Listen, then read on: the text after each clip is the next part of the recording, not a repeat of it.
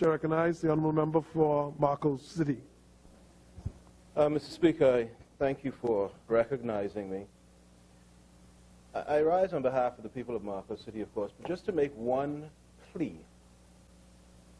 We've recently, over the last few months, heard of the resolve issue with the government taking a substantial amount of debt from Bank of the Bahamas and putting it in a company to allow Bank of the Bahamas not to be illiquid, not to be on the wrong side of the balance sheet.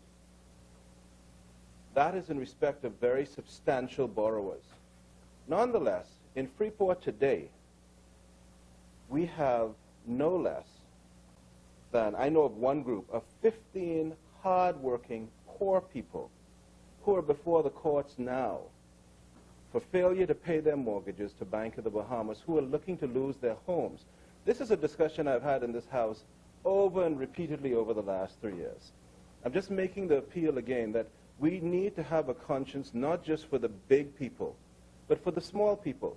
We have people who have been dragged before the courts in Freeport on behalf of Bank of the Bahamas. And I'm not trying to create an issue with Bank of the Bahamas.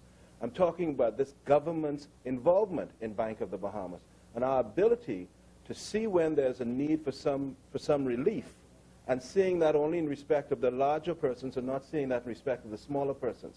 I had a lady come to me the other day, yesterday in fact, showing me the legal papers, so I've actually seen these, Mr. Speaker.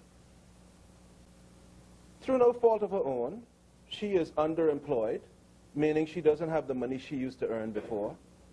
She has her children and her grandchildren, and she is coming to my headquarters because I've continued my practice of having an open pantry at my headquarters where persons can come for food. I've just had to continue that because the need is so dire. But she is in a car with her grandchildren and one of her children crying because she has to be in court on Monday to have a house taken away from her. And where does she go? This is a continuation, and I will keep making the same plea. We cannot put our people on the streets. We cannot continue to see this destruction of the middle class that we're seeing through no fault of their own.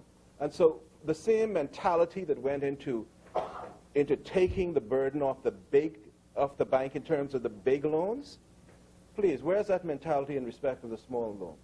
Where's that mentality in respect of the people who can least afford it? I rise on their behalf, Mr. Speaker. Thank you, honourable member.